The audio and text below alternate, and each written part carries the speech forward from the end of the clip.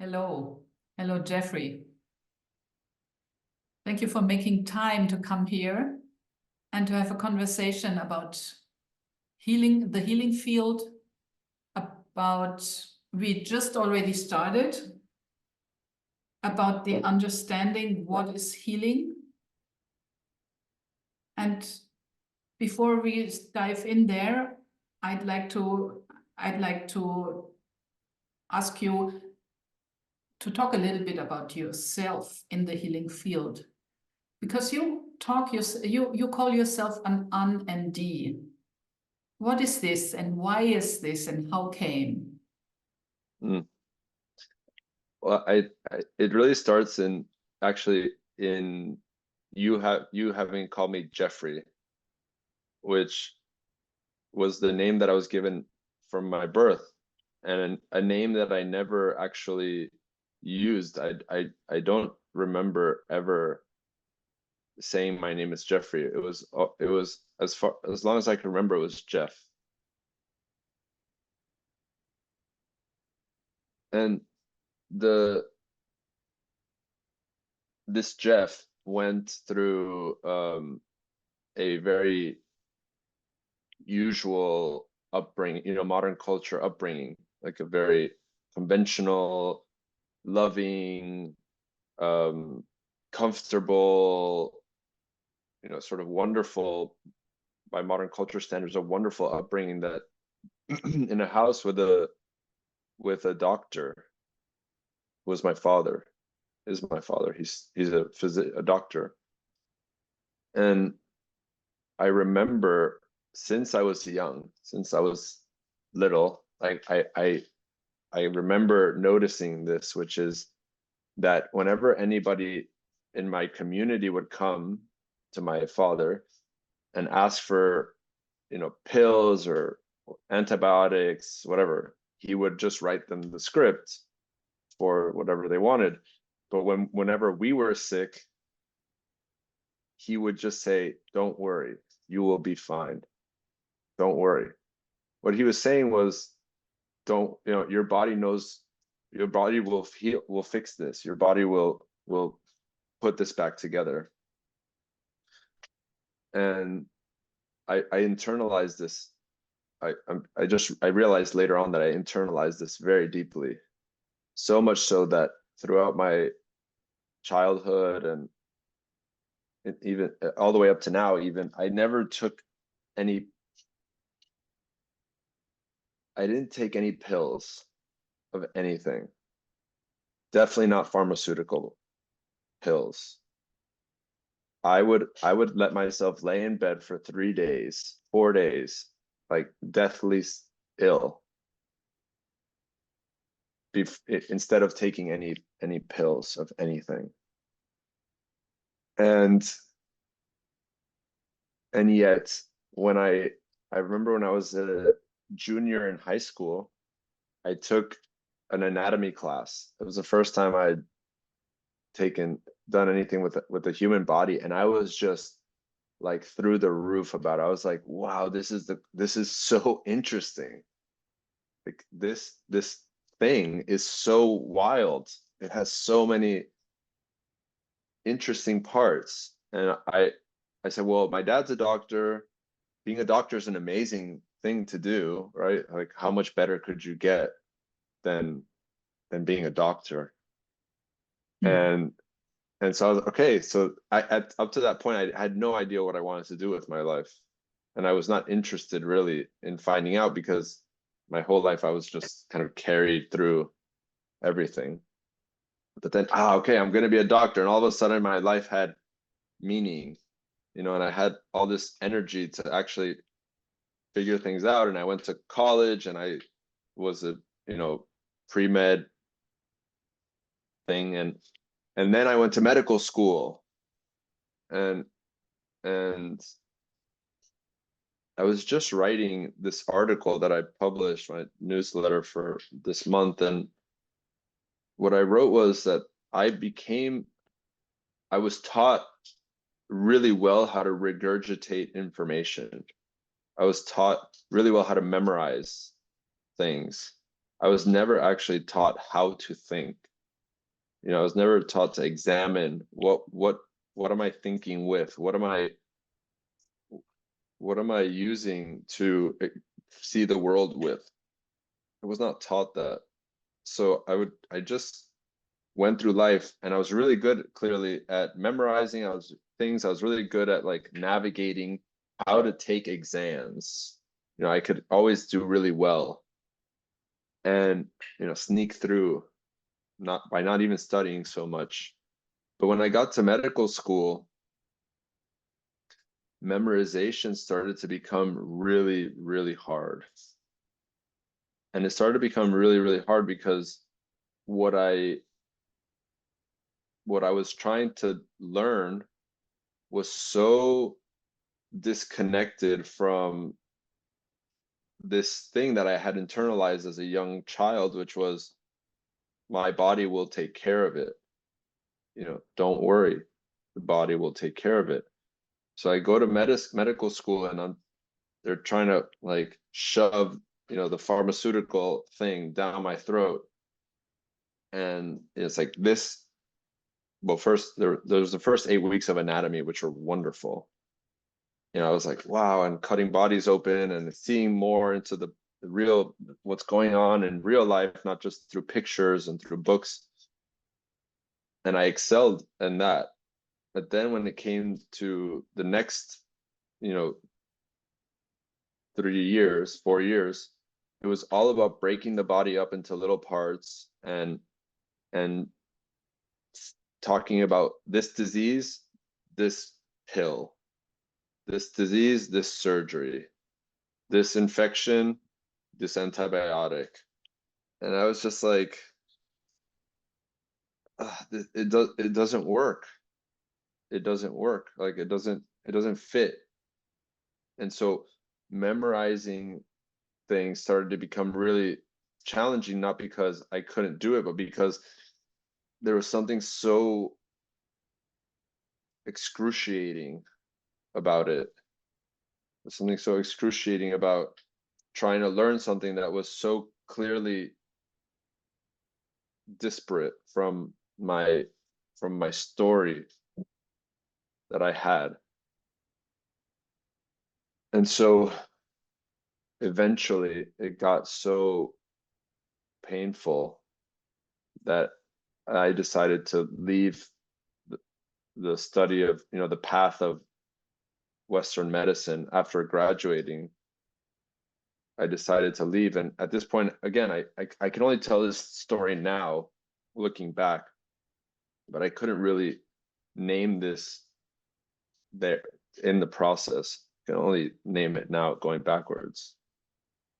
But that, along with the like insane hierarchy and like toxic hierarchy of that system, just drove me away. And I left that world, and I was left with really big wounds, like really, really deep wounds, and a total like disillusionment with all of that. And I just wanted to run away. And at the same time, I had this insane fear about like what am I gonna do? How could I possibly just crumble my whole life and start again? I didn't know that I could, you know, that I didn't know I could do that really, but I knew that I couldn't do this anymore. And so I ended up leaving, and just,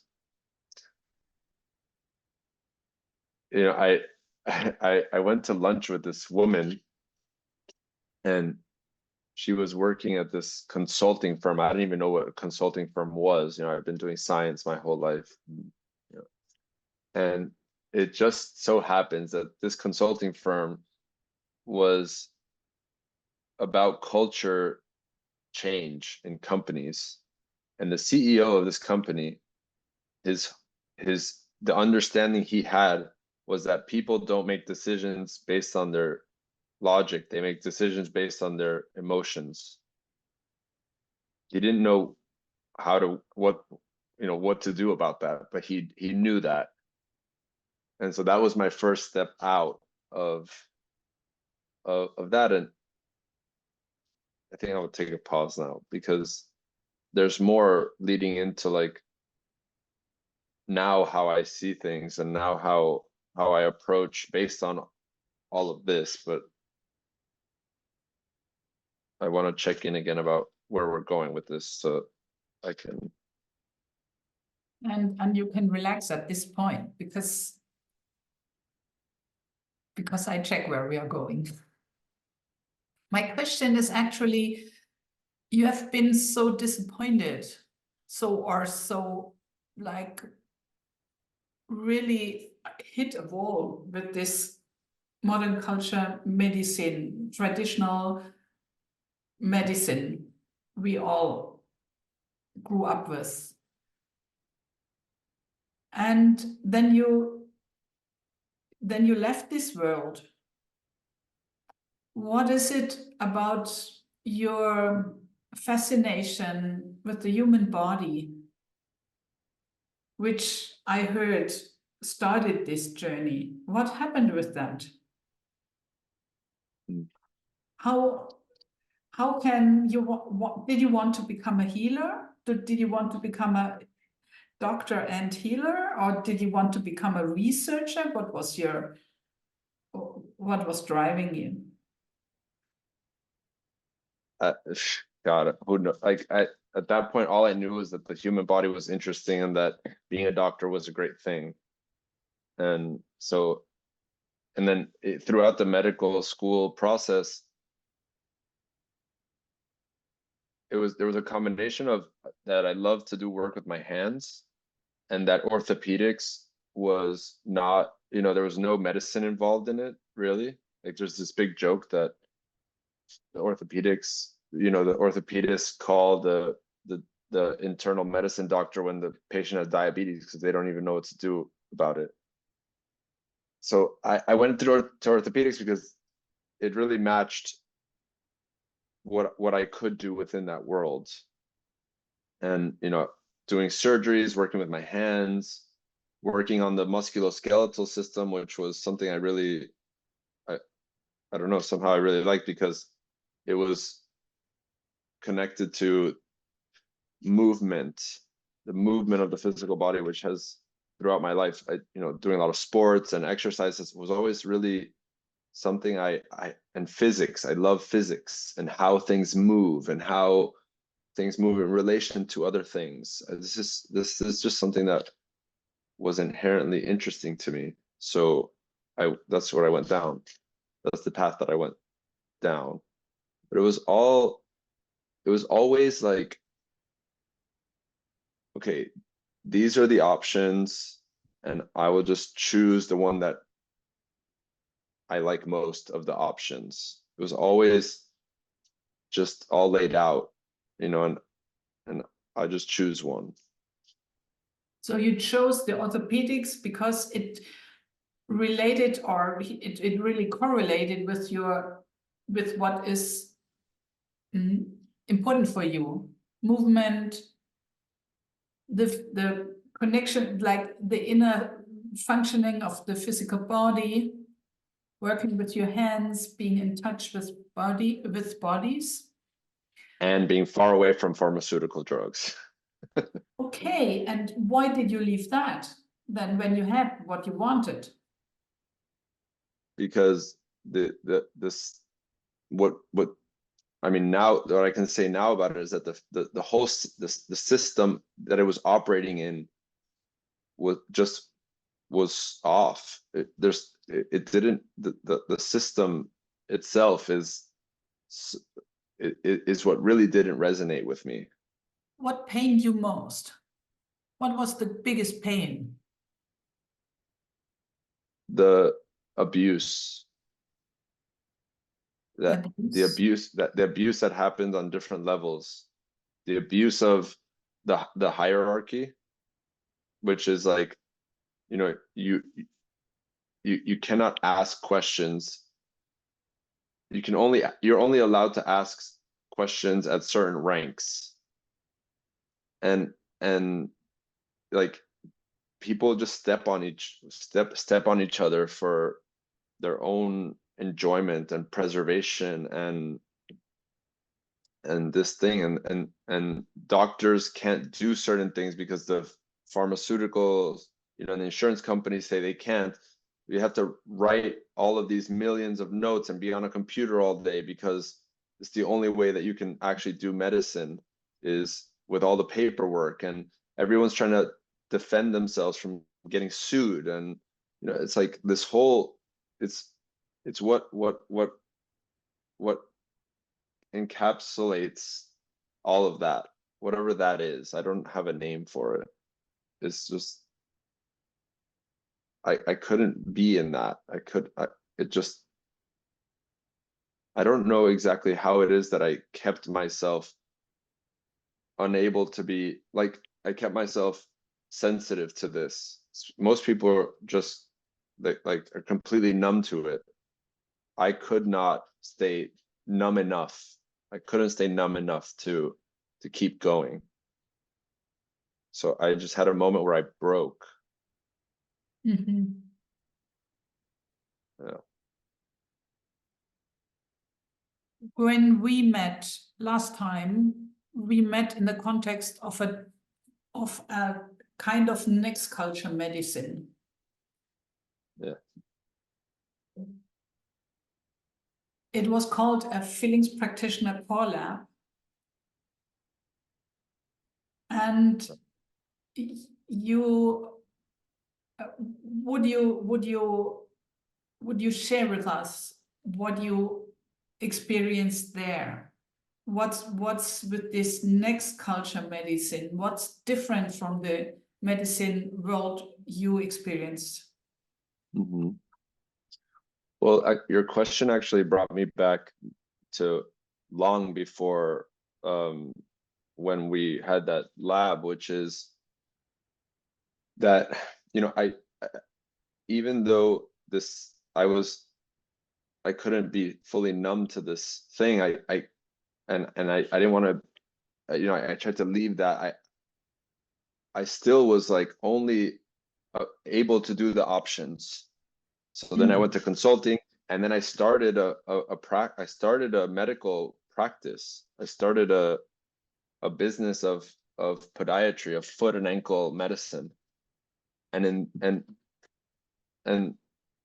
the combination of the consulting work of emotions, and then doing work helping people with their feet, which was something that I had in medical school. I had focused on foot and ankle surgery with a mentor, and then I was not a practicing physician in this practice. I was running the business, but I had enough knowledge about foot and ankle care to like dive into the clinical part, like how we treated patients and why we did what we did. And because I was an owner, I was empowered enough to like try to make changes. And it started through the questioning. And I discovered through this deep questioning this new different way of living, which I call barefoot living.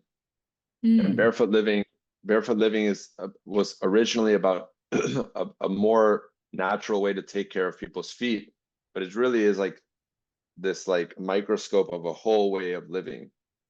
Because when you take your shoes off and let yourself be exposed to the world, it's like taking the covers off of your the layers of your being, and letting yourself be exposed to the beauty and the harshness, all of it, and sort of growing through the direct contact.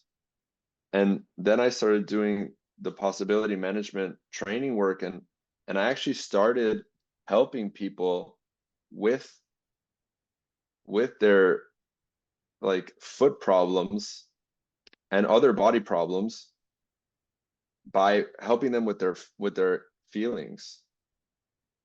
And I remember one of my first clients, this was like 2020.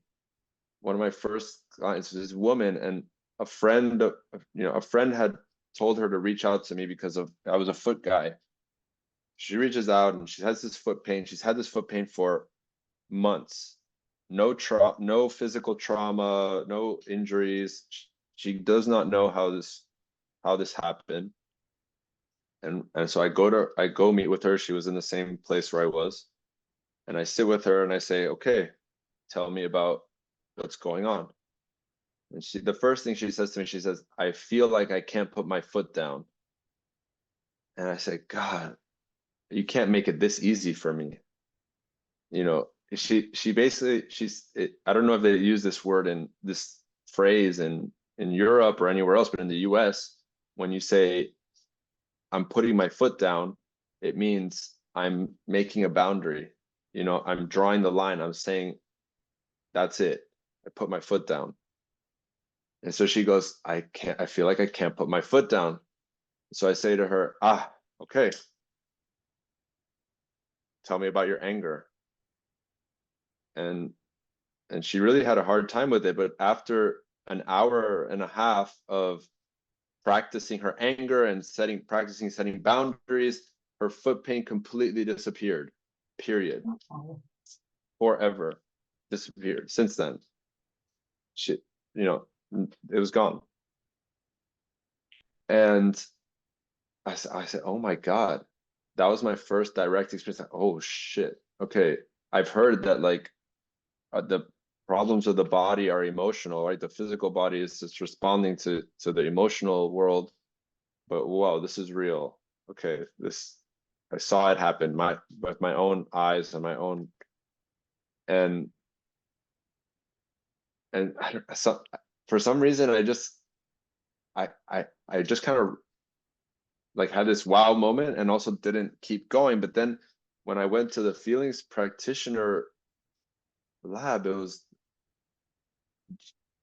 just sitting there for the first circle with all these people who were all wanting to discover more about the physical body and the physical, injuries, illness, disease, and how it connected to the emotional body. Just sitting there, I remember just having this very, like, being deeply touched about how much the medical system had destroyed me, like destroyed my passion for the body.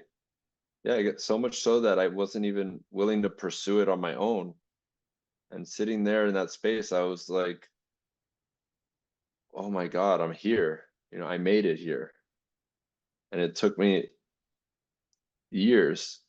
I was like going through this rehabilitation process, and so that I could finally sit in that circle with people wanting to do the same thing. And Jennifer Dominguez and Patricio Diaz had invited me once to go to a feelings practitioner, and I didn't go. That was 2020, 21 or something, and I didn't go, and I guess I wasn't ready. I don't know. I wasn't ready to let that part of me back. So I hear that there has been kind of a trauma in you about this medical school and all the experiences with the medical system. So you could not expose yourself to anything medical. Yeah, I lived in Costa Rica once for a few months at a community that they have an unschool school, like a totally free school where one of the premises is that no teacher will tell a child what to do ever. And I talked to a few of the people in the community about this and their kids in the school, and so many of them were like really sort of pissed off because their child was not learning at the rate that they wanted them to learn. Their child was not doing anything. It's like, how could you just let the child do nothing? And I don't know if it was because I was going through the same thing, but I I saw very clearly, like, if you're a you know, let's say 7, 8 years old, and you've been in school, normal school your whole life, where, you know, you're being whipped and abused and forced to do everything, it might take 2 years, you know, if for a child that young, it might take them 2 years of doing nothing to finally find the spark in themselves to want to do something, to want to be creative again, to want to let their heart speak again. And so, yeah, I relate the story because I relate to these kids. I relate to having had to go through a rehabilitation process of not doing anything connected to that, unless it was like, you know, put on my right in front of me. But I've been, even still, even now, I'm still like not fully owning this. And I'm just, you know, slowly, I've been stepping in, and I'm not trying to justify my way out of it. But as I look back, you know, I created that business card of me being a feelings practitioner. I still have not printed it. And I have all the great stories about why, you know, I don't want to waste paper, and I don't want to kill more trees. All these really good stories that that keep me away. And so there's still, yeah, there's still wounds, still unhealed, you know, open wounds about everything I went through, in not just medical school, in college and high school. You know, it's still so much that I'm undoing, and even beyond, and, you know, in working in a company and a job, and there's still a lot that's like shedding. Yes, it's a lot. Uh, And yet you have been already offering a little class of your own, the knee whisperer. Can you say something about this? It was kind of an online program where yeah, you started to offer something else than what is offered in the conventional medicine.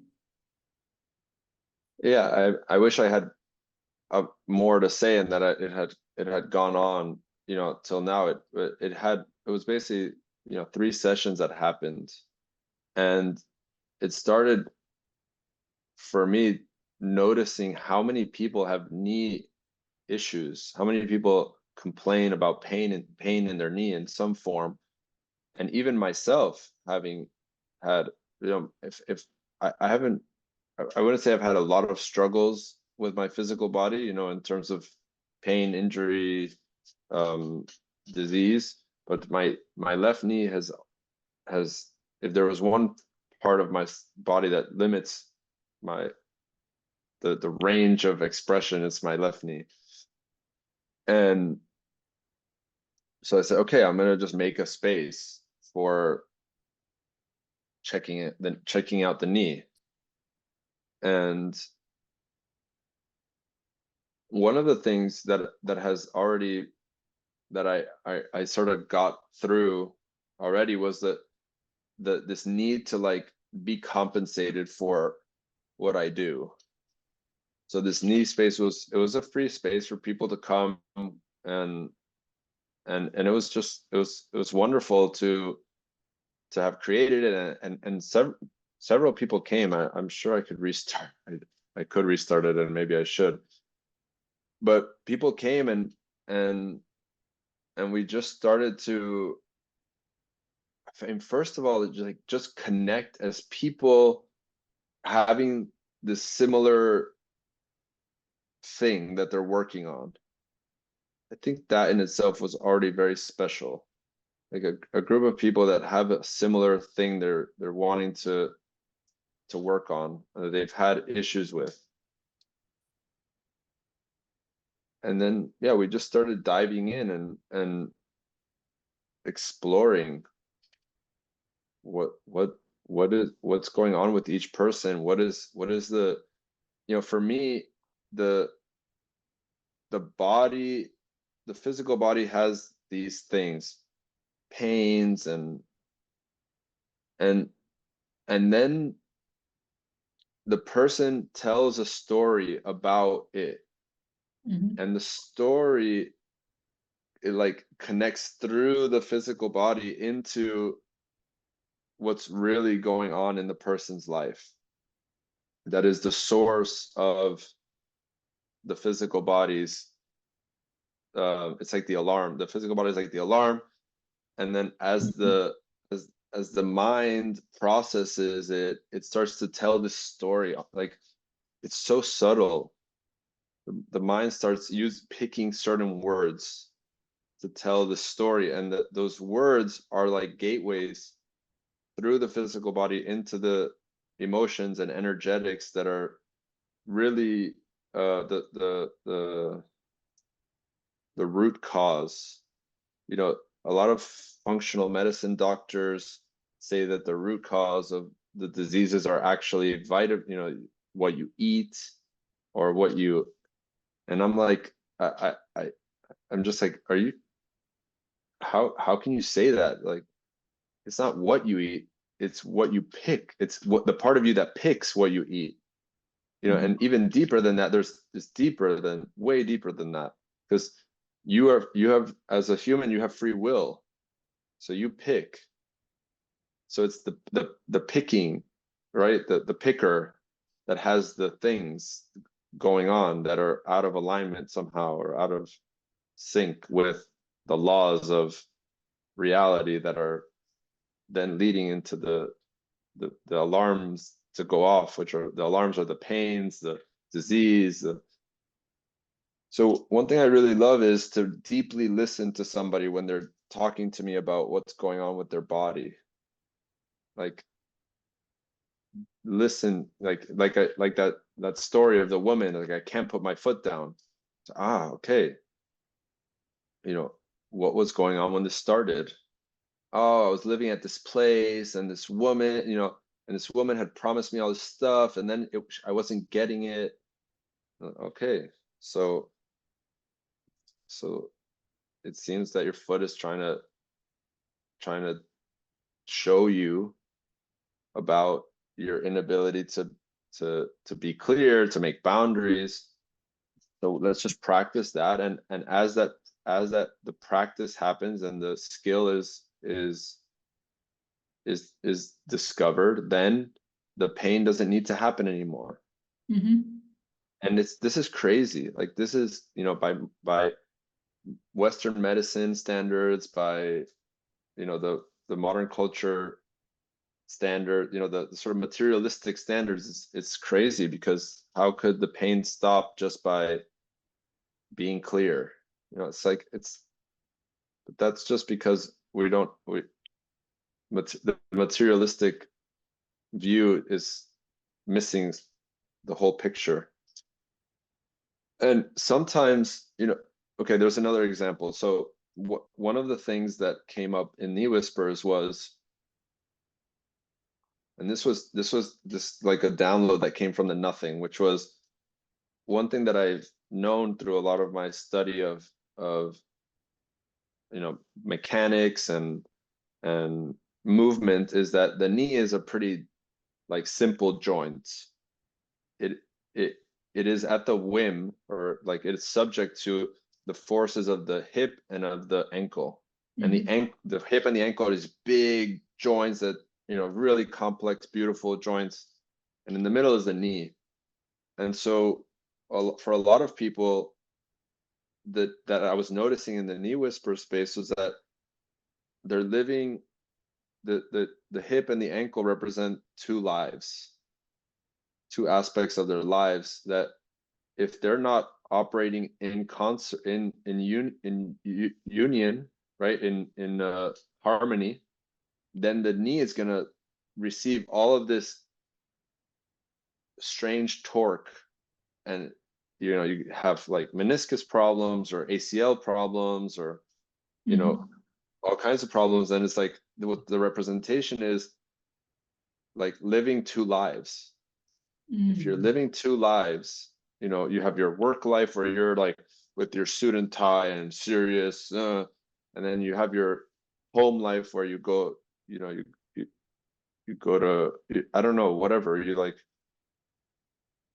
go to the gym and I don't know, basically there's like this life you want to live, and then there's this life that you are living because of all the things you think you need to be.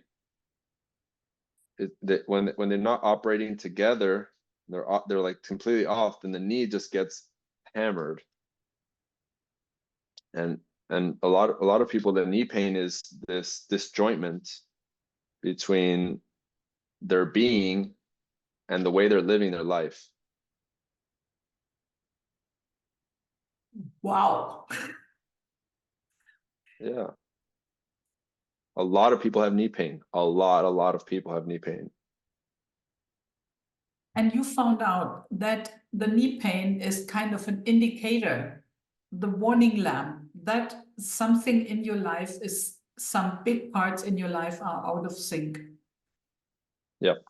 So there are two kinds of lives. There's this outer life, like the box life, and the inner life, the being life, and they are out of sync, and then you get the knee pain. Yeah. Because the knee needs to compensate between these big forces, your foot and your hip. Yes. Yeah, if you look at a lot of people walk, one thing I became really interested in was how people walk, because I was doing all this, you know, foot stuff and movement stuff, and so when you watch people walk, you can really, it's like if you really look, you can start to see like a movie of their life in the way they walk, because Yes. these joints, all these joints, like tell such a story. And it's fascinating, you know, it's really fascinating. So my question is, because I sense this spark again. I sense this spark. Why did you stop? Why did you make this knee whisperers clinic for three events and then somehow it stopped? Yeah, because I'm incompetent at making teams, at successfully, you know, sparking team. I just don't know how to do it yet. And so a lot of my things fall apart. It's not the only thing. Everything has fallen apart eventually in what I do, because I'm not, I don't, yeah, I have so many fantasies about what team is. And I guess that would make sense why my left knee is the big problem area in my life, because somehow team is about connection and about these very sort of what I would call more feminine aspects of, like, you know, fostering togetherness and I don't know, the left side, you know, the left side is generally more like feminine aspects. And I have this disjointment of my own, which is that I have a fantasy about what team means and how it goes and how to do it. And mostly I try to put it all on my, you know, it's like I have to carry it and I have to, you know, do everything. And so my right side is very strong, you know, growing up as an athlete, as a right-handed athlete, like my right side has so much so much strength, agility, coordination. My left side is so clumsy. You know, if I throw a ball with my right hand, I can, it's like magic. If I try to throw with my left side, I it's can like, see it. I can see that you're drawing. It's just so yeah, funny when you make the movement. No? It has no yeah, force. It has no the coordination is not working. yeah. Wow. Yeah, but wait a minute. I want to say something about this, because one of the big things about modern culture is sports. And sports are deeply asymmetrical.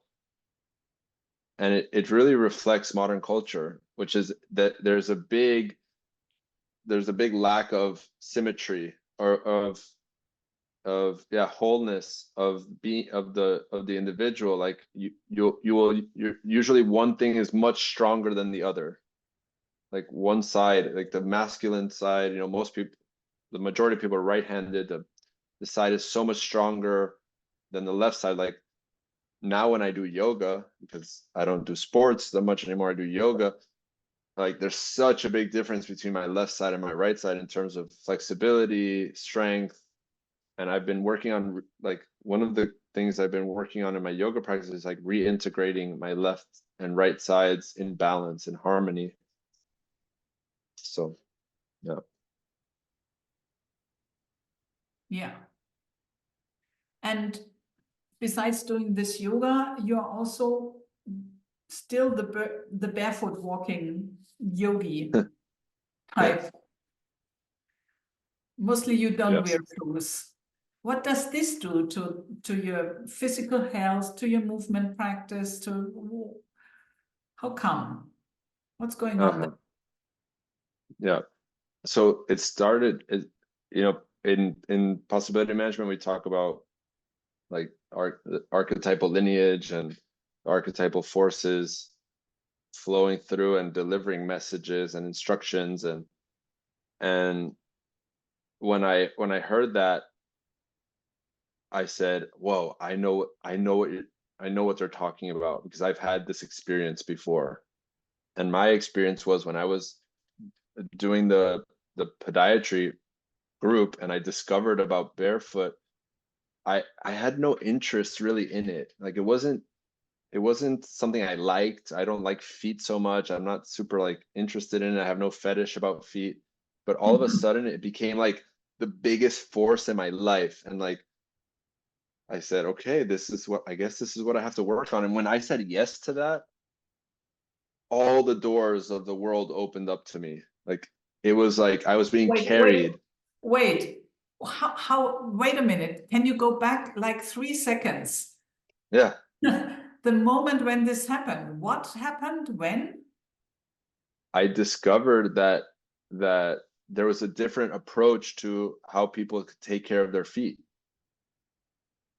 That I didn't even I knew I already had a sense that the way that we were taking care of people, in the foot and ankle medicine practice, there was something not right. Like something was off, something didn't fit. We're giving orthotics and all these devices that would help people be healthy, but it's like, how can you make somebody healthy by giving them a device, or something extra to put on them? It didn't. I was like, and then it was like, oh my God, that's exactly it. The way to help people get healthy is to take things away from them, take devices and external support away so they can become strong. It's like, it was like a blah, like, holy moly. And so, and my arena was feet. That's the arena that I was tasked to work in. And so I said, all right, let's do this. And this may sound silly, but I started an Instagram page and I called it the Urban Barefoot. And it just started to explode. And I had so much excitement and so much passion and so much energy. And I was reaching out to other people in the world that were doing this, and everybody was answering the phone immediately. And everything I put out, people were responding, and people were, I used to get like 100 messages a day. Like people would write to me through Instagram, 100 messages per day, asking questions, telling me how much what I shared changed their life. Like it was just insane. It was insane. It was absolutely insane, but it was working, and I was totally in the flow of this force. And yeah, that was that's where like my new life started opening through that doorway of being barefoot. And so when I decided that I would no longer wear shoes, period, it was not about my own health. It was about the message. It was about wherever I went, I knew somebody would notice, somebody would ask a question, somebody would be weirded out, but it would do something. And it also changed my entire life. You know, it works on all bodies. It works on all levels. Being barefoot is a huge initiation because it changes you. It changes you on every level. If somebody would be interested in going barefoot, what would you recommend? How because you know some people are living in the dirty cities, going subway, Yeah, going in trains, or maybe in the northern countries where it's really cold in winter. yeah, it starts right there. It starts right there, like right in exactly what you're saying. You know, why are you living in a place where you would not feel comfortable being barefoot? I'm talking about the city, dirty, nasty cities. Why would you live somewhere where you would not put your skin on the earth? You know, how are you okay with that? You know, I started in Miami, and it became clear at a certain point, you know, because I said, well, I'm going to be barefoot and I will not put on shoes. And so I had to deal with the discomfort of being in a grocery store where they're using crazy cleaning chemicals to clean the floor, and knowing that that would be, you know, that was going into my body, the disgusting streets, you know, because I was focused on being grounded, being connected with the earth.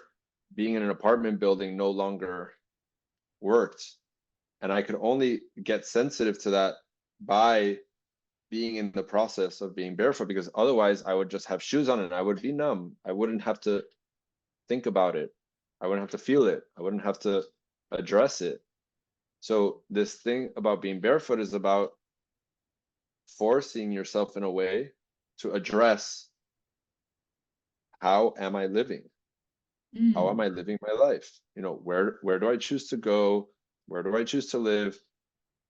Who do I spend my time with? Because those people also, you know, if being barefoot, I couldn't go out to clubs anymore, nightclubs. Not that I don't think I was doing that anymore by then, but it's like that's an absolute no anymore. Okay, no more nightclubs. Good No job. more nightclubs. No, Yeah, no more subways, no more nightclubs. yeah, and I had to really consider where I was going to go. And then, okay, then now on the flip side, you talked about cold environments, and also there's like going out in nature and being in places where the terrain is really rough. Yeah. And then I had to deal with something different, which was, why am I so incapable of taking care of myself without an external device? You know, why are my feet so weak, so stiff, so sensitive? Like, and when I say sensitive, I mean like that the signals from my foot to my brain are so strong that I cannot handle it. How is it that I'm so incapable of handling pain, handling discomfort, and cold is not different. You know, you have the capability to walk barefoot in snow, but you have not trained it. Uh, you have not taught your body how to do it through practice, so you can't do it, but you can do it. I know many people who I was just looking at this video of a man meditating with just like a little shawl in the Himalayas and like snow all over him, and he's just sitting there, and he looks like he's been sitting there for days because he's like covered in snow from all the snow. Like, so our body is capable of doing really amazing things, but we live in such a comfortable society that, you know, or a comfort centric society that we can't even, we have not accessed the power of our bodies. So if anybody would be interested in going barefoot, they ask you. No, they ask themselves. You know, it's an inner dialogue. It's completely an, you know, where do I start? What do I do? Okay, take one step. Mm-hmm. How does it go? How did that go? How do you feel? What are you perceiving? You know, but you have, first you have to sort of rejigger the stories, because the stories will either allow you to keep going or stop you. So like, if your story is that pain is bad, then anytime you feel pain, you're going to stop.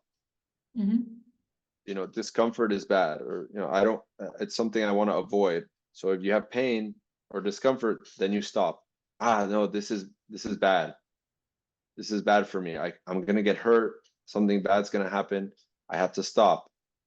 So it starts at the level of stories, right? It starts at the emotional level, essentially. You know, when we talk about this old decisions that need rejiggering. You know, one man wrote to me once that he was so embarrassed to go out barefoot. You know, it's like, it's too embarrassing. So I said, okay, let's talk. So we get on a call and we go into the emotional healing kind of space. And we discovered that when he was 12 years old, he came out to his father that he was gay, and his father completely rejected him. And from that point on, he decided he would do everything in his power to, you know, to fit in and not to be rejected. And so when we worked that out, then he was able to take responsibility for his own embarrassment, his own decision, and start over, and then go outside and recognize, there's nothing wrong about being barefoot in front of other people. There's nothing wrong about them thinking I'm weird. That's just their story. As we had before, yeah. So it's the story which creates in the end the pain. And let's see, as you said before, in the knee, it's the story which works through the body. Yeah, like that. I find it's a really interesting picture which comes out. And I'm not quite sure if we hit already all the points, and what's coming up for me, or what I observe, is that you're already well on your way to a new kind of, like, let's say, next medicine culture, where it's very important that you are connected to your body and not buy in your stories. Yeah. So pain, okay. What is pain? Yeah. What is discomfort? What is it really? And